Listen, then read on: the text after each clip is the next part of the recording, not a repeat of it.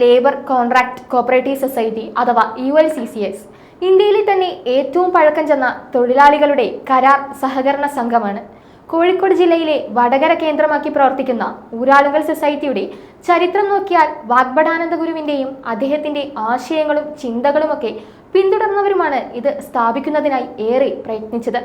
1925 ആരംഭിച്ച ഈ സ്ഥാപനത്തിന് 100 വർഷം തികയുന്നതിന്റെ ഭാഗമായുള്ള ശതാബ്ദി ആഘോഷങ്ങളൊക്കെ അടുത്തിടെ വാർത്തകളിൽ നിറഞ്ഞു നിന്നിരുന്നു. ഊരാളുങ്കൽ ലേബർ കോൺട്രാക്ട് സഹകരണ സൊസൈറ്റിയുടെ 8ാമത്തെ പ്രസിഡന്റാണ് നിലവിലെ ചെയർമാനായ രമേശൻ പാലേരി.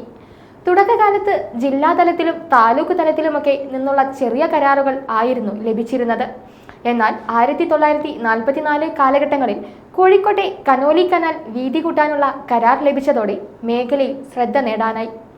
1974 കേരള സർക്കാർ ലേബർ കോൺട്രാക്ടർ സൊസൈറ്റികളെ തരംതിരിച്ചതിന്റെ ഭാഗമായി അത്യാധുനിക ഉപകരണങ്ങൾ സ്വന്തമാക്കാനും വലിയ കരാർ ജോലികൾ ഏറ്റെടുക്കാനും ULCCSന് കഴിഞ്ഞു. 1984 ഇന്ദിരാഗാന്ധി മടപ്പള്ളി കോളേജ് സന്ദർശിക്കാനെത്തിയപ്പോൾ ഒരു ദിവസം കൊണ്ട് അവിടെ ഹെലിപാഡും 600 മീറ്റർ റോഡും നിർമ്മിച്ചതൊക്കെ ULCCSനെ വാർത്തകളിൽ ഇടം നേടാൻ സഹായിച്ചു. അതോടെ സംസ്ഥാനത്തെ പ്രധാനപ്പെട്ട റോഡുകൾ, പാലങ്ങൾ, കെട്ടിടങ്ങൾ എന്നിവയുടെ നിർമ്മാണ ചുമതല ഏറ്റെടുക്കാൻ തുടങ്ങി. അതോടൊപ്പം തന്നെ ഇന്നത്തെ സാങ്കേതിക വിദ്യകൾക്കനുസരിച്ച് ടൂറിസം, IT, വിദ്യാഭ്യാസം തുടങ്ങി ഒട്ടേറെ വിഭാഗങ്ങളിലേക്കും ULCCS അവരുടെ പ്രവർത്തനം വ്യാപിപ്പിച്ചു.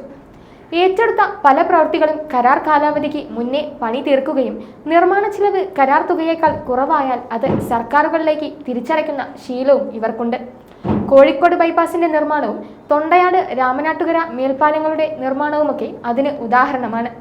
മാത്രവുമല്ല, നിർമ്മാണ തൊഴിലാളികൾക്ക് ഉയർന്ന വേതനവും PF, ഗ്രാറ്റുവിറ്റി തുടങ്ങിയ സേവനങ്ങളും സംഘം നൽകാറുണ്ട്. കാസർഗോഡ് തലപ്പാടി മുതൽ ചെങ്കള വരെ 6 വരി ദേശീയപാത, പാലാരിവട്ടം പാലം പുനർനിർമ്മാണം, കോഴിക്കോട് ഒഞ്ചിയം പഞ്ചായത്തിലെ വാഗ്ഭടാനന്ദ പാർക്ക്, കോഴിക്കോട് ഇരിങ്ങലിലെ Sargalaya, Kozhikode cyber park, MDiT college തുടങ്ങി ഒട്ടനവധി കെട്ടിടങ്ങളും ULCCSന്റെ നിർമ്മാണത്തിൽ നടന്നവയായിരുന്നു.